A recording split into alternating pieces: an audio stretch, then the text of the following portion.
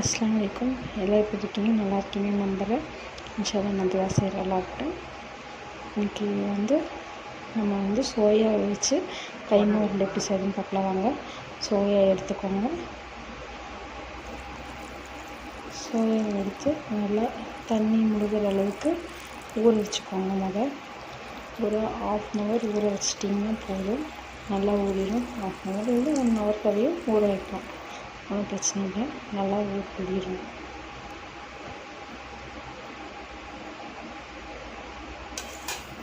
இப்போ மூடிக்கிட்டு எடுத்து சொல்லுங்கள். இப்போ சோயா நல்லா ஊறிடுச்சு பாருங்கள். இந்த அளவு ஊறினாலே போதும். நான் 1/2 hour தான் ஊற வச்சேன். நல்லா ஊறிடுச்சு. இங்கே பாருங்கள்.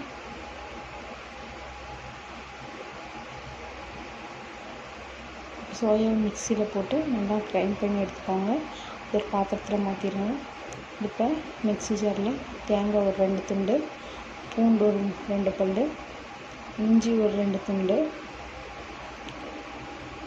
பச்சை மிளகாய் ஒரு 2, பொட்டுக்கடலை சிறிதளவு,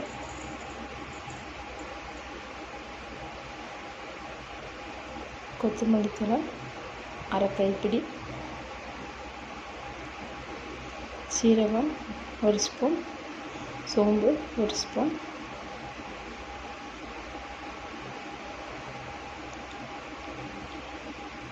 நல்லா பேஸ்ட்டாக அரைச்சி எடுத்துருந்துருங்க. அதையும் சோயாவோட இதுலேயே சேர்த்திடுங்க. இது கூட மைதா 1 கப்,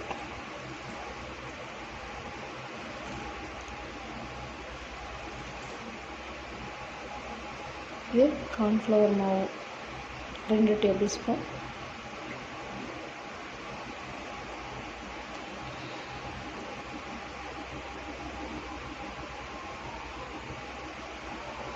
சோடா உப்பு சிறிதளவு,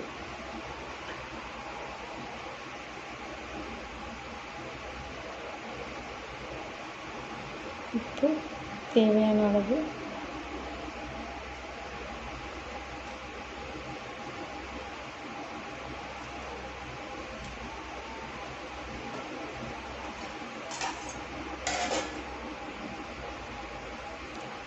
இது அரிசி மாவு 3 to 4 table spoon,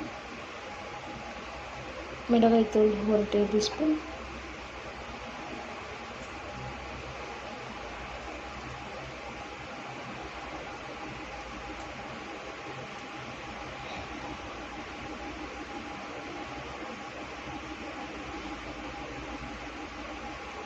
garam masala தூள் 1 டேபிள் ஸ்பூன்,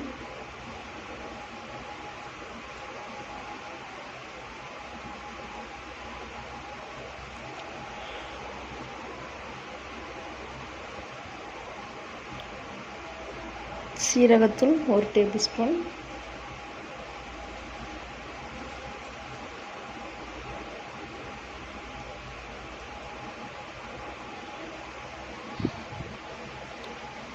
சிக்கன் தூள் சிறிதளவு,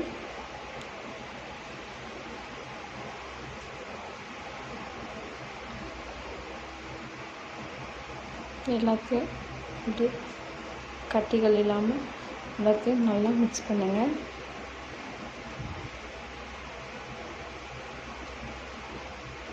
இந்த மசாலாலாம் ஒன்றுக்கு ஒன்று நல்லா ஒட்டணும். அந்தளவுக்கு நல்லா மிக்ஸ் பண்ணி எடுத்துக்கோங்க.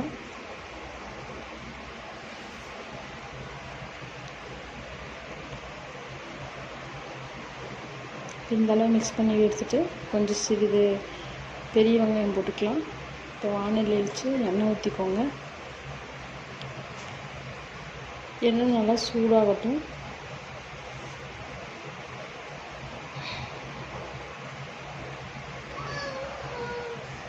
இந்த மாதிரி அந்த மாவை நல்லா உருண்டையாக பிடிச்சி எண்ணெயில் போட்டு நல்லா டீப் ஃப்ரை பண்ணிக்கோங்க. நல்லா டீப் ஃப்ரை பண்ணிட்டிங்கன்னா இந்த கலர் வந்துடும். இந்த கலர் வந்த பிறகு நல்லா எண்ணெயை உடைச்சிட்டு எடுத்து பாருங்கள். நம்ம சுவையான மீன் மேக்கர் கைமா உருண்டை ரெடி. இதே மாதிரி நீங்களும் செஞ்சு சாப்பிட்டுட்டு எனக்கு எப்படி இருந்துச்சு கமெண்ட் பண்ணுங்கள். இன்ஷா அல்லாஹ் அடுத்த வீடியோவில் சந்திப்போம். அஸ்ஸலாமு அலைக்கும்.